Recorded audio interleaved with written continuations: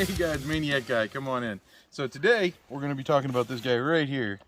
Going to be bringing you the KaBar. It's the Mark II fighting knife, and this is an actual KaBar from Olean, New York. So you're going to hear a lot of things. I've seen a lot of comments on previous videos we've done about how, well, a lot of companies make KaBar. It's actually not true.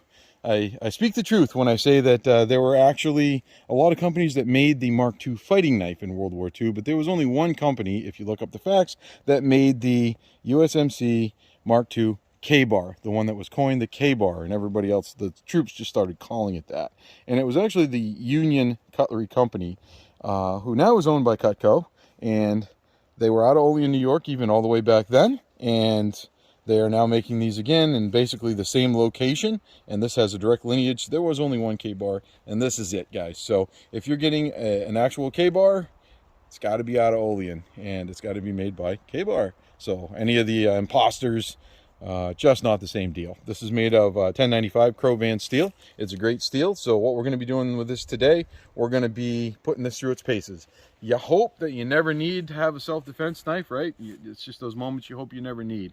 But we're going to be putting this through its paces in those unfortunate moments that you might need it for that kind of thing. Because let's face it, there are probably better bushcraft knives out there than this. But we're going to try this out as not only a bushcraft knife. Right over here, we've got a pack. And we've got some stuff where we're going to do a fire. We're going to do some cutting. We're going to do some cooking. We're going to do a little bushcraft with out here in the Maine woods.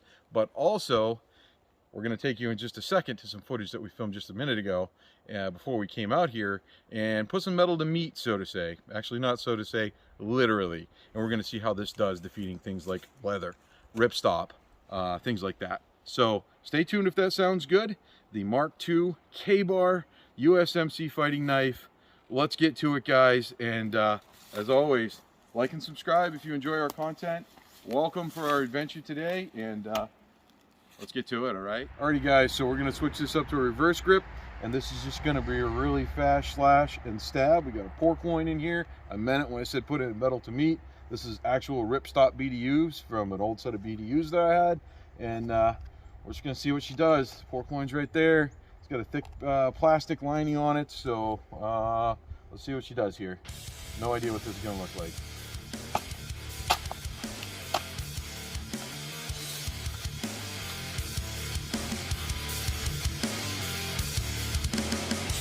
There's your use of the pommel there. It's kind of a operator error there. I felt it go straight through and into the tree. We're going to pull this thing down off the tree and just kind of see what that looks like. But I'm thinking she definitely went all the way through and into the tree. So, all right, let's pull her down and have a look. All right, guys, so here we have it. You can see these, it went right through the ripstop without any problems. And into the meat, also went through this plastic casing here. And the stab clearly went all the way through. That's a decent wound. The slash was pretty shallow. It got on some gristle right there. But I would say with the old slash and stab, it's definitely just on the actual raw meat. It's not going to give you any problems. But we are going to do a cut test. But as you can see, she gets in there without an issue. Through the ripstop and the plastic, it did the job. I would not want to take that blade. That's definitely a stout blade. I wouldn't want to take that full on. But all right, well, enough of that testing. Let's get on to the next test, where we got something else lined up for you. All right, stay tuned. Let's get to it. Alrighty, guys. So under here we've got a milk jug. I've got a pork loin on top of the milk jug, and then I've just got these ripstop BDUs just kind of thrown over everything. So what I want to do is I want to just see, giving some light pressure and coming down. Even feels aggressive, seeing what kind of a stab this does. Just giving it a push down through. Will it go through all this stuff? I don't know. Let's find out. That was actually alarmingly easy, like butter, all the way through. Also shows you how much penetration you get with something like that. Look at that. So this is definitely a formidable tool. I mean, these are legit ripstop BDUs, and I cannot believe how easy that went right through, probably even right in through the pocket. Yeah, she's gonna do whatever you need her to do. Alrighty, guys, top grain buffalo hide leather. Let's see if she'll go right through this leather and down in through the pork loin that's inside. Obviously I'm going to do a kind of a reverse hammer kind of stab, and not even a problem with that, all the way through, and rubber, everything. I'm wondering, just with a stab, not even an issue, right into the stump underneath. So let's take a look at the loin here. Given the fact that in previous times this kind of stuff was used as armor, I was kind of wondering what it would do as far as stopping this. Not a whole lot. There's your 2 stabs right there. That is nasty. Whatever was in there would not be happy. Now I can tell you, obviously self-defense is something you never want to have to use a knife for. Look at that slice. But honestly speaking, it is one of those things that this is what this knife was bred for. So anybody that buys a KaBar that says that they would never use it in a defensive way, I mean, that's kind of probably, in my estimation. There are better bushcraft knives out there, although we're going to bring this out for a little bushcraft, to put it through all of its paces. But honestly speaking, if I'm buying a KaBar, it's to have it for also a self-defense tool as well as bushcraft, whether it be against animal or the 2-legged variety animal. All kinds of predators out there, right guys? So as you can see, after all that, she's still slicing amazingly. And let me see, we've got some oranges here. We'll see how these do. Just see what that looks like. I'm actually really impressed with this Crovan steel and how well this is slicing. Fine slices, not fine slices, whatever. So there we go, guys. The KaBar brand, KaBar USMC Mk2 fighting knife. As far as self-defensive and cutting, slashing, stabbing, the hope you never need it scenario, yeah, I would definitely say you're going to be okay if you've got one of these and it comes down to putting metal to meat in an absolute life-threatening situation. I think this is gonna do the job that you need it to do for you. So all right, well, we're gonna pack up here, do a little cleaning up, and we'll see you in the woods for a little bit of bushcraft testing, and join us for a little fire. Alrighty, we'll see you there. Alrighty guys, so part of preparation for any fire, of course, you got to get some of your tinder. So let's see how this does as far as bushcraft, as far as taking this stuff down. No problems there, right? So we're gonna need small bit of brush for that. Let's see how she does as far as this guy here will work. All right, let's see how she does as far as taking this sapling. I mean, these are kind of close together anyway. That actually cut really deep with one good hit. I was not expecting that. So cool. This will be good for a little bit of fire preparation. A lot of sap and things like that in this. So this will be good for getting the old fire started out here as far as bushcraft goes. So as you can see, I'm actually really impressed with that. Let's see, give her another good whack. Yeah, as you can see, one hit takes you that far in. So I'm not going to be the guy that's out here chopping down trees with this thing. I'm not out here trying to abuse this. This is not a torture test. This is a practical use test. And if she stands up to the practical use, great. If she doesn't, well, okay, we'll factor that in too. But so far, so good, guys. All right, going to keep on clearing some brush. We'll get this fire going, talk some more. Alrighty, so one of the first things we're going to do on getting a fire going, of course, our first thing, ground's good and wet. It's this is New England, and this was all covered with like 6 inches of snow a couple of days ago out here. We're off from an old snowmobile trail out behind our house on our property here, and so the ground is very saturated with water anyway. This is all moss, which makes it a decent spot, and we've taken and kind of put a line out here so that our fire area is going to be here. We're not going to do a huge raging fire, and it's going to be easily controllable because it's not going to jump this area here. So just always got to keep safety and woods conservation in mind. And yes, we're going to fully extinguish this before we leave. But so the first thing you do when you're looking at getting a fire going, you need to have, especially in wet, we just took this stuff off from the trail, you need to have kind of a, we want to see how this does as far as feathering and things like that. So we want all this little stuff here to be able to take a flame. So we didn't bring a lot of fuel out with us, and so we want to just This is what you would call feathering a stick. So I want to see how this is going to be doing. What I'm noticing with this KaBar is that it really lends itself to choking up on it, up in here, putting your thumb on this spine here, and she actually does a pretty good job. And she's doing decent with everything I want it to do. That Crowvan steel really seems to be doing its thing. So I prefer a smaller type of knife for a bushcraft knife, but again, for a defensive situation, if you don't find yourself having a firearm, I really think this will do the job. You know, if you have a negative encounter with an animal, or, you know, as I said before, that two-legged variety can be pretty dangerous too. There's all sorts of predators out there. So for feathering, not so bad. Not so bad, guys. Okay, so some of the other stuff that we've got going on here, we've got a nice little bed of stuff that'll be easy to take a spark, take some flame.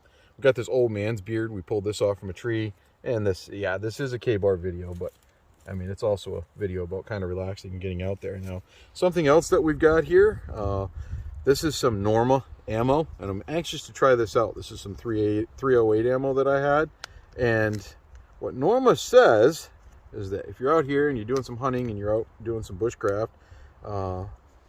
they say that this was thought through enough that their engineers made this so that it will take a flame. It will take a flame. You can actually start this, and I've seen videos where Norma starts these up with kind of magnesium and steel. So took the 308 rounds out of there, and let's try this. So alrighty, we'll give her a go. Okay, so KaBar in hand, everything's ready to go, ready to take a spark. We've got some spare wood over there so that when this takes off, we're able to feed it. And no, I did not decide to go all Bear Grylls and go ahead and bring my flint and steel, although I do have it. Yeah, you didn't think I was actually going to do this the old school way, did you? So we're going to use the Duraflame way today. I'm really curious just to see if this will take a flame even, and see what this is. So let's try it out.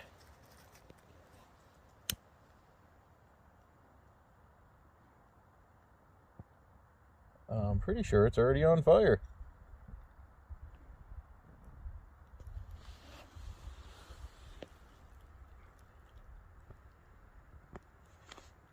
She's burning. Got our old man's beard here. Got a light.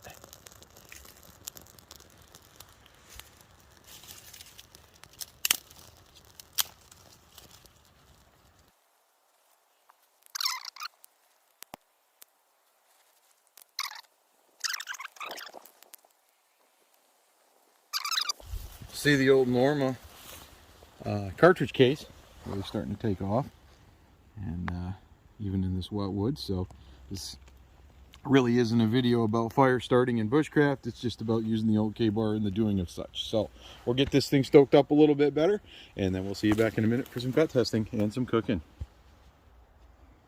So as I said before, you know, I don't really like the idea of using my bushcraft knife for everything, like chopping down trees and stuff. I would rather have a tomahawk or something like that. So this is what we've been using for most of the wood getting today, is the Columbia River knife and tool woods choking. And it's a really great all-around kind of modern tomahawk. So that's what we've been using mostly today for the main part of the wood getting. But yeah, stay tuned for a video on that. I don't remember if we've done one, but we probably will if we have.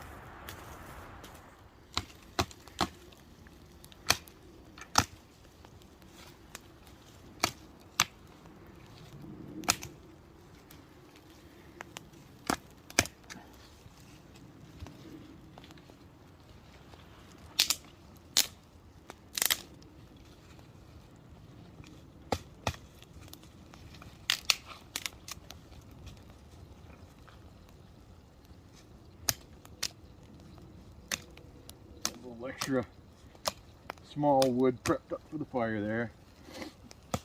Notch it a little bit on this side so it snaps a little easier.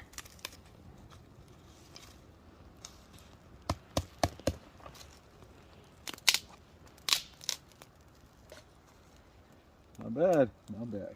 Okay, so the chicken's on. We got a nice bed of coals going. She's cooking good. Got some nice pine going. So while that's cooking, let's rotate around here and what I brought out with us today is some common stuff that you'd have for cordage and things like that when you're out in the on a hike or in the bush as far as bushcraft goes. So let's start off with some of this nylon rope, which is never fun to cut at best. No problem. So let's double it up. Yeah, nice clean cuts there. Let me see. We've got some of this wax kind of rope. I use this a lot. You can get this at Walmart or any camping store. And let's see what this looks like. Yeah, super easy. No problems at all. Boy, I can just hear that chicken sizzling over there. No problem at all. And then we've got some paracord. Old 550 paracord. That's absolutely a clean cut. No worries at all. So cut test, absolutely great. Kind of chicken here for a minute while this is going, what we're doing.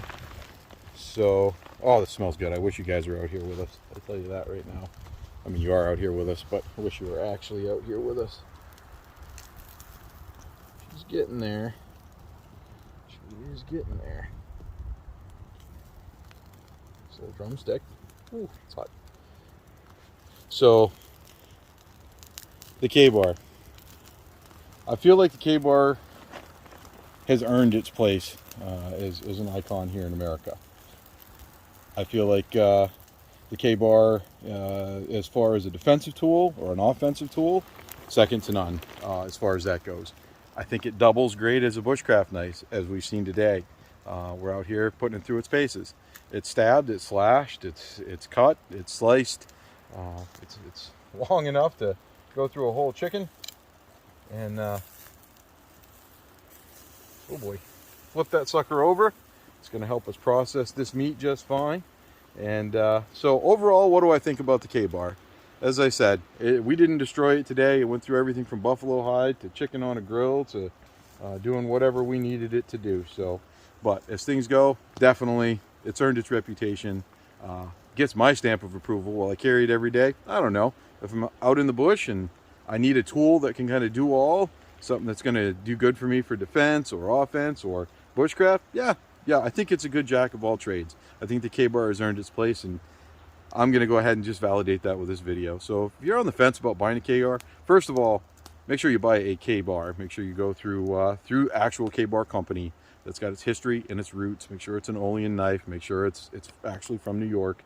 And then I say go for it. You know, drop the hammer on it. The price point I think is anywhere from $80 to $100. I've seen it around. There is a lot of imposters, so be careful of that. So, but other than that, that chicken is looking like it's about perfect. The cameraman has been more than patient and waiting to crack into said chicken. So, hey, thank you for joining us, guys. Thank you for being out here with us today. We're going to go ahead and enjoy our chicken. And until next time, have a good one, and we'll see you then. Okay, bye now.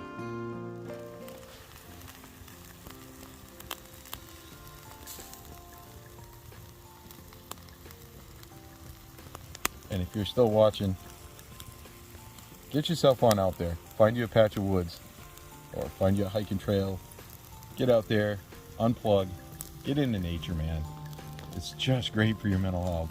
So, again, love you guys. Thanks for joining us.